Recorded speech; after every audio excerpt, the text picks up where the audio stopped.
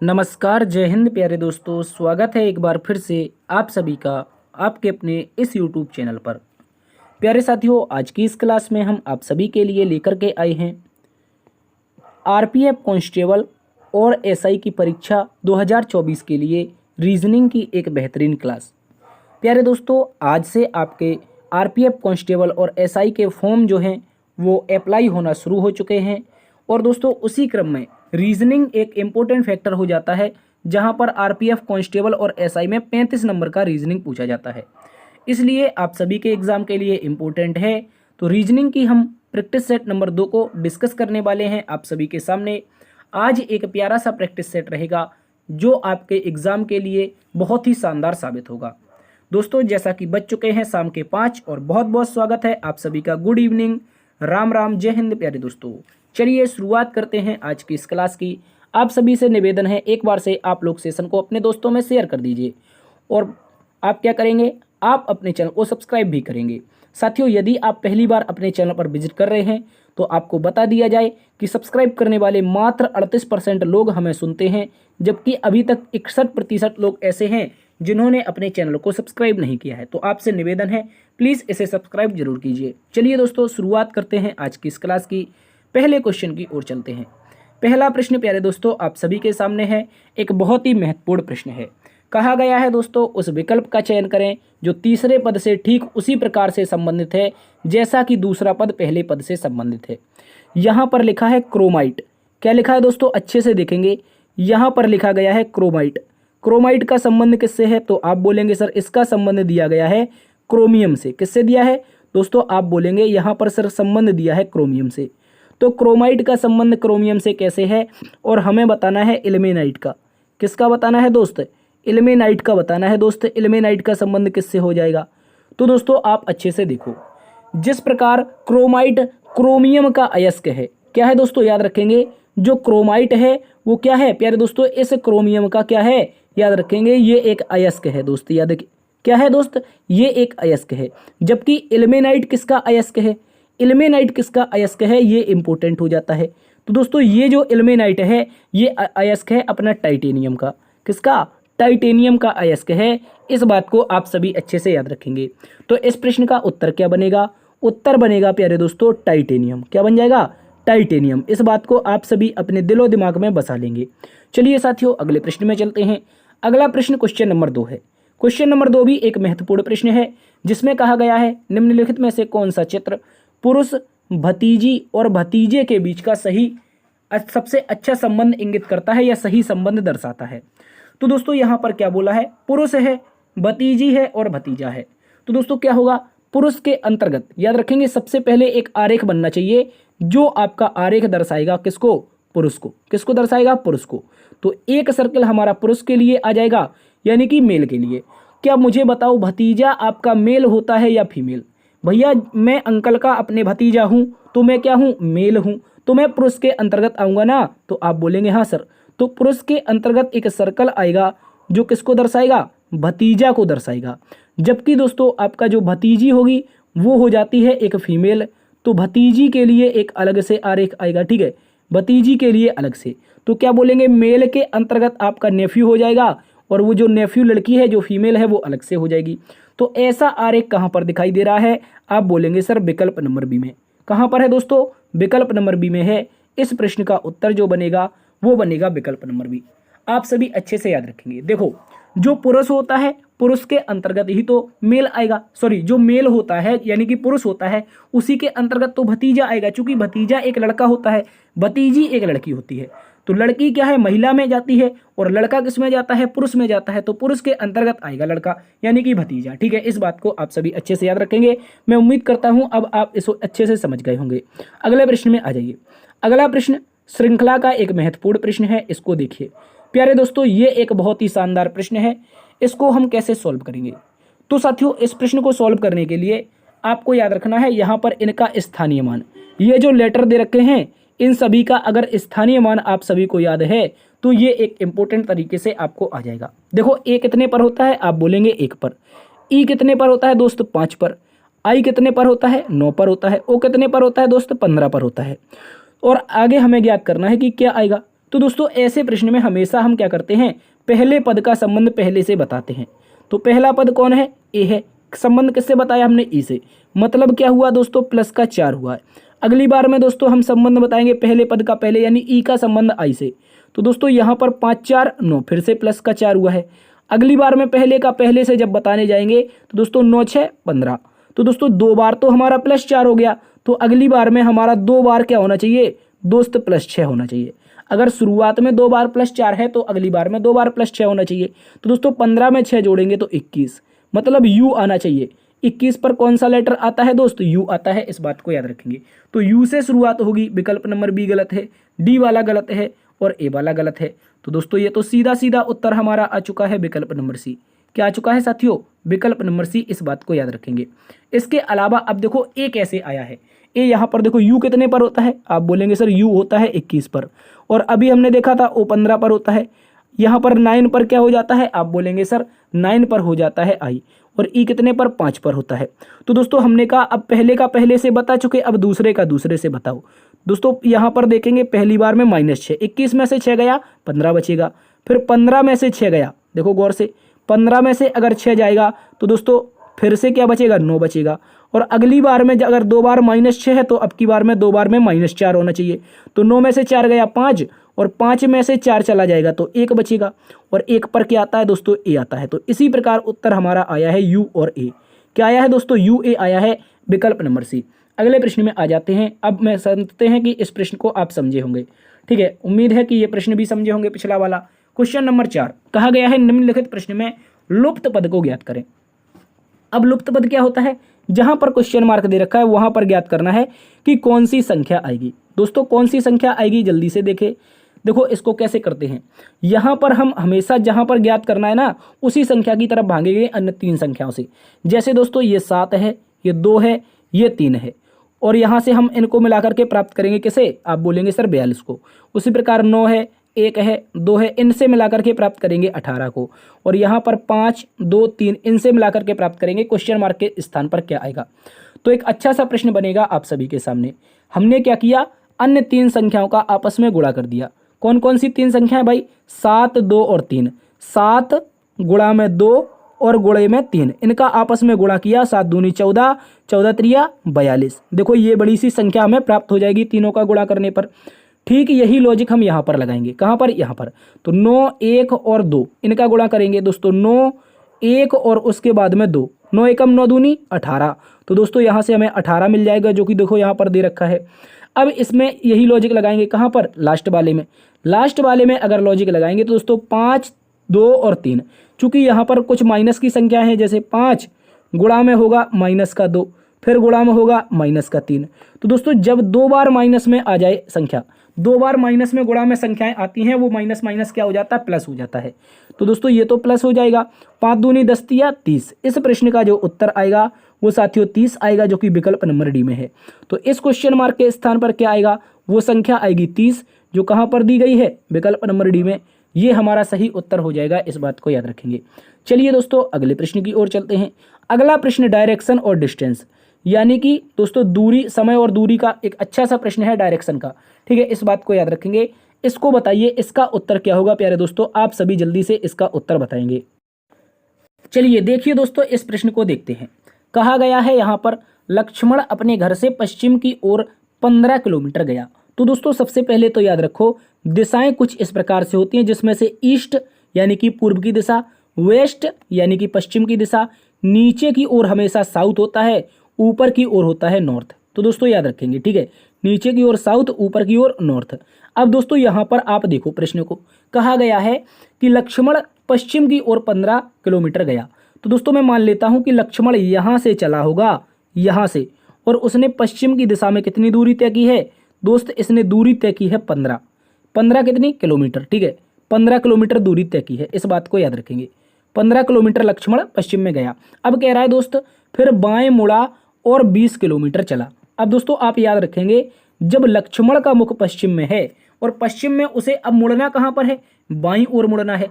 भैया बाईं ओर मुड़ेगा तो वो दक्षिण में चला जाएगा। अगर मुख उसका पश्चिम में है और बाएं मुड़ेगा तो मुख कहाँ पर, चला जाएगा दक्षिण में, और कितनी दूरी तय कर रहा है भैया, बाएं मुड़ा और 20 किलोमीटर चला, इस बात को याद रखेंगे। अब कह रहा है फिर वह पूर्व की ओर मुड़ गया और 25 किलोमीटर चला। दोस्तों अब वह कहाँ पर मुड़ गया, पूर्व की ओर मुड़ गया। दोस्तों यहाँ से पूर्व की दिशा में, इस दिशा में मुड़ गया। देखो यही दिशा तो मैंने बताई थी, ईस्ट की दिशा होती है। आप बोलेंगे हाँ, तो दूरी कितनी तय कर रहा है पूर्व की ओर मुड़ करके, भैया दूरी तय कर रहा है आपकी कितनी, तो बोलेंगे सर 25 किलोमीटर। अब दोस्तों कह रहा है अंत में वह बाईं ओर मुड़ा और 20 किलोमीटर की दूरी तय की। दोस्तों अब यहाँ से पूर्व की ओर, यहाँ पर इसका मुख है, ये यहाँ पे आ गया है, और जब वो बाईं ओर मुड़ेगा तो जाएगा साथियों कहाँ पर, याद रखेंगे ऊपर की ओर जाएगा। कहाँ पर जाएगा, ऊपर की ओर। दूरी कितनी तय कर रहा है दोस्त, याद रखेंगे दूरी ये तय कर रहा है लड़का 20 किलोमीटर की, ठीक है, इस बात को याद रखेंगे। अब दोस्तों यहाँ पर गौर से समझो, भैया पहले वो यहाँ से चला था, अब पहुँच गया है यहाँ पर, ठीक है। इसकी ये दूरी बतानी है कितनी हो जाएगी, ये वाली दूरी, ये जो दूरी है ना रेड कलर से मैंने अभी डिनोट की है, ये वाली, ये दूरी बतानी कितनी है भाई। ये तो एक आयत बन रहा है, आयत क्या बन रहा है भैया, सम्मुख भुजाएं 20-20 की समान हो गई, प्रत्येक कोण 90 डिग्री का है। अगर नीचे 25 दूरी है तो ऊपर की 15 को 25 में से घटा देंगे तो ये दूरी जो आएगी वो आ जाएगी 10 किलोमीटर। कितनी आ जाएगी साथियों, 10 किलोमीटर। और इस प्रश्न का जो उत्तर आएगा वो आएगा विकल्प नंबर बी, 10 किलोमीटर एकदम सही जवाब है। क्या होगा, 10 किलोमीटर एकदम सही जवाब है, इस बात को याद रखेंगे। चलिए दोस्तों अगले प्रश्न की ओर चलते हैं। अगला प्रश्न दोस्तों क्या है, आपके सामने दे रखा है ब्लड रिलेशन का। ब्लड रिलेशन में वो भी इशारा करते हुए जो प्रश्न पूछा जाता है वो है, कहा गया है एक तस्वीर में एक लड़की की ओर इशारा करते हुए अमर ने कहा, इसकी माँ के भाई मेरी माँ के पिता के इकलौते बेटे हैं। दोस्तों अमर ने कहा है कि जो तस्वीर वाली लड़की है, मैं मान लेता हूँ एक लड़की की तस्वीर है, यहाँ पर मैं मान लेता हूँ एक लड़की है, ठीक है, ये कोई लड़की की तस्वीर लगी हुई है, इस लड़की की कोई तस्वीर लगी हुई है, और इस तस्वीर की ओर इशारा करते हुए अमर कह रहा है कि इसकी माँ, मतलब इस लड़की की जो माँ है, ये तस्वीर वाली जो लड़की है सर, इसकी जो माँ है, इसकी जो माँ है, यहाँ पर माँ आ जाएगी, ठीक है, याद रखेंगे। माँ आएगी तो माइनस लगा देंगे। माइनस क्यों लगाते हैं, क्योंकि एक महिला के लिए हमेशा हम ब्लड रिलेशन में माइनस का प्रयोग करते हैं। माँ के भाई, इसकी माँ के भाई मतलब इस लड़की की माँ होगी और इसका एक होगा भाई, ठीक है, याद रखेंगे। माँ का क्या हो जाएगा, भाई हो जाएगा। भाई चूंकि लड़का है प्लस लगा देंगे। कह रहा है इसकी माँ के भाई मेरी माँ के पिता के इकलौते बेटे हैं। भैया मुझे बताओ इस लड़की की जो माँ है उसके माँ के भाई के जो बेटा है, कह रहा है सॉरी, इसकी माँ के भाई, इस लड़की की जो माँ का भैया है वो अमर की माँ के पिता का इकलौता बेटा है। तो अमर की माँ का पिता यहाँ पर बनेगा, गौर से समझ लेना है दोस्तों। यहाँ पर एक अमर नाम का लड़का आएगा, अमर नाम का लड़का आएगा, अमर लड़का है चूंकि प्लस लगा देंगे, ठीक है। अमर की माँ के पिता का इकलौता बेटा है, ये तो भैया क्या हो जाएगा, गौर से समझ लो, एक बार फिर से समझ लो। कहा गया है कि इसकी माँ, कथन में क्या बोला, इसकी माँ, लड़की की माँ का जो भाई है वो अमर की माँ के पिता का इकलौता बेटा है। क्या है, इकलौता बेटा है। तो गौर से देखो, कह रहा है कि लड़की की माँ अमर से किस प्रकार संबंधित है। क्या बोला है कि जो लड़की की माँ है दोस्तों, जो लड़की की माँ है, इस लड़की की माँ कौन थी, ये माँ थी, वो अमर से लगा है अमर के साथ। तो भैया अमर क्या बोलेगा, अमर बोलेगा ये भी मेरी माँ है, और ये तो लड़की की माँ तो थी ही थी, और दोस्तों ये मेरी माँ आ गई। मतलब कहने का यही है कि जो तस्वीर थी, जो लड़की की तस्वीर थी वो अमर की बहन की थी। आप ब्लड रिलेशन को सोच करके देखिए, एक बार अपने रिश्तेदारी में स्वयं सोचो। मैं अपनी अगर बहन को बताऊं, मैं अपनी बहन से कहूं कि मेरी बहन की ये तस्वीर लगी है, और मैं कह रहा हूँ इस मेरी बहन की माँ का जो भाई है, मेरी बहन की माँ का जो भाई है भैया वो मेरी माँ के पिता का इकलौता बेटा है, ये बिल्कुल सही बन रहा है। तो कह रहा है कि जो लड़की की माँ है, लड़की की माँ अमर से किस प्रकार संबंधित है, भैया माँ के रूप में संबंधित है। माँ बनेगी तो विकल्प नंबर ए इस प्रश्न का सही जवाब बनेगा, याद रखेंगे। अगले प्रश्न में आ जाइए। क्वेश्चन नंबर 7 आप सभी के सामने है। कहा गया है दोस्तों निम्नलिखित 4 शब्दों में से 3 शब्द एक निश्चित तरीके से एक जैसे हैं, एक अलग है, अलग शब्द को चुनें। दोस्तों यहाँ पर पगड़ी है, स्कर्ट है, साड़ी है और फ्रॉक है, इसका विषम क्या होगा मुझे बता दो। तो दोस्तों यहाँ पर देखने जाओगे, देखते ही उत्तर आएगा आपका पगड़ी। क्यों आएगा, आप बोलेंगे सर पगड़ी इसलिए आएगा क्योंकि पगड़ी जो होती है वो कहाँ पर पहनी जाती है, वो सिर में पहनी जाती है। अन्य चीज़ें, ये तीनों चीज़ें कहाँ पर पहनी जाती हैं, हमारे शरीर में पहनी जाती हैं। क्या कह सकते हैं, ये हमारे शरीर में पहनी जाती हैं, जबकि पगड़ी कहाँ पर, सिर में पहनी जाती है, ठीक है, याद रखेंगे। स्कर्ट हो, साड़ी हो, फ्रॉक हो, ये तन में पहनी जाती हैं, जबकि पगड़ी कहाँ पर, सर में। उत्तर बनेगा ए नंबर का विकल्प इसका विषम होगा। अगले प्रश्न में आ जाते हैं। अगला प्रश्न प्यारे दोस्तों क्वेश्चन नंबर 8।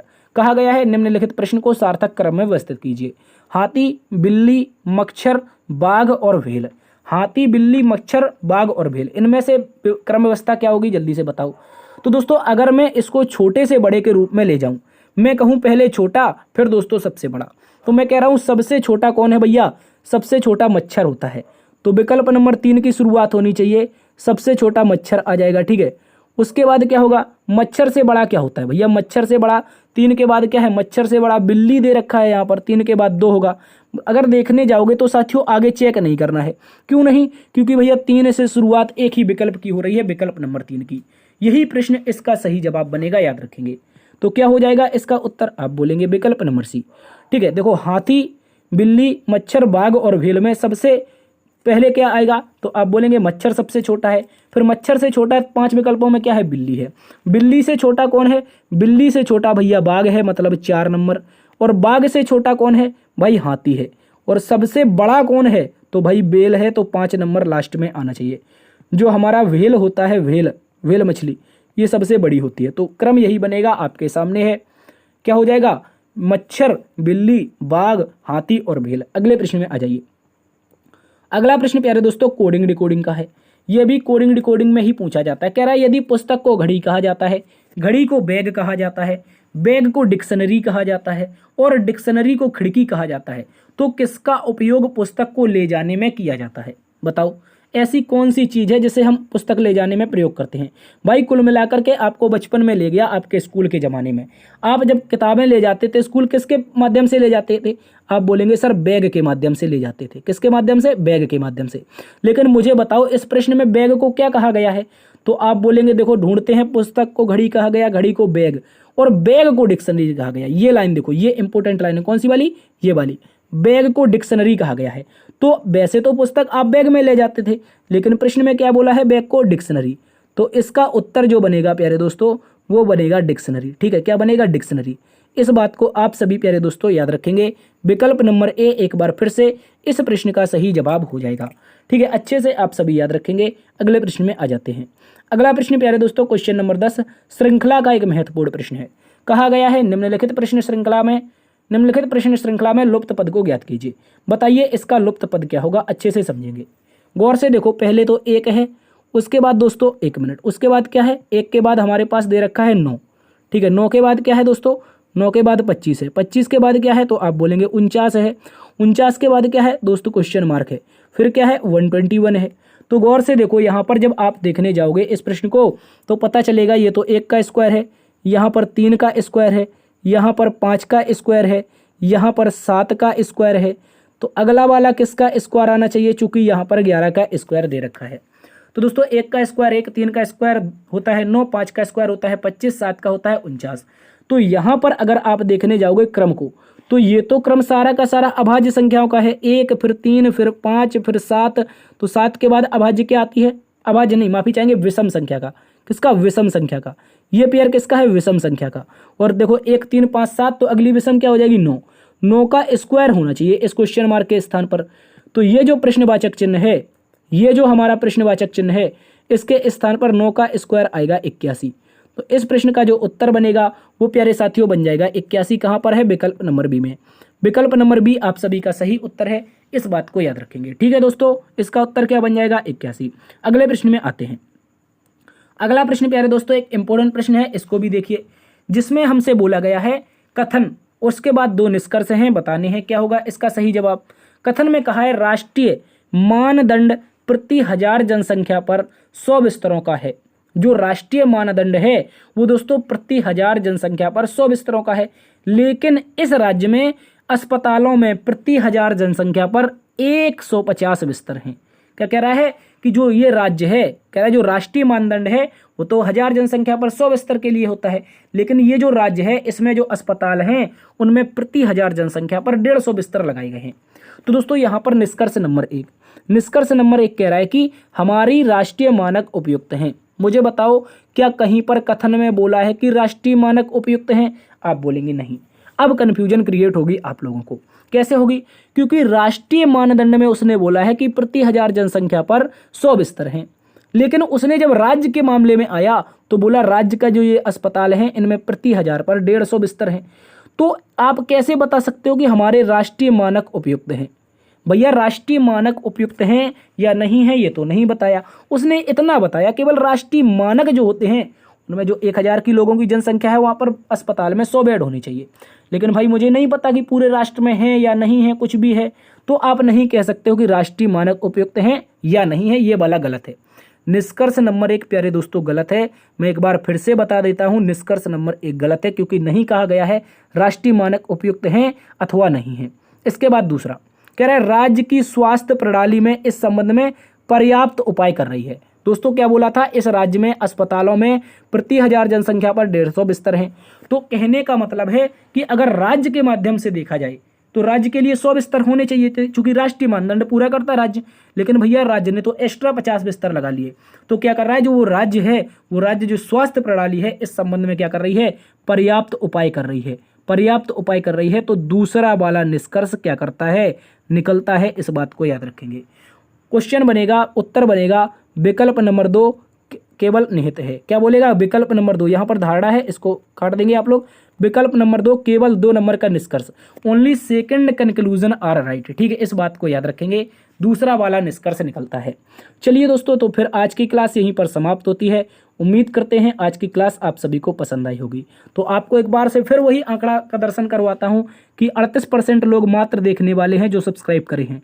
आपने नहीं किया है तो कर दीजिए, प्लीज़ यार कर दीजिए, दोस्तों से भी करवाइए, बताइए कि यार आरपीएफ के लिए भी हमने क्लासेस शुरू कर दी हैं। तो ज़्यादा से ज़्यादा दोस्तों में आप इसे शेयर कीजिए। चलिए मिलते हैं तब तक एक नई क्लास में, तब तक के लिए अपना ख्याल रखना। जय हिंद, जय भारत, जय माँ सरस्वती।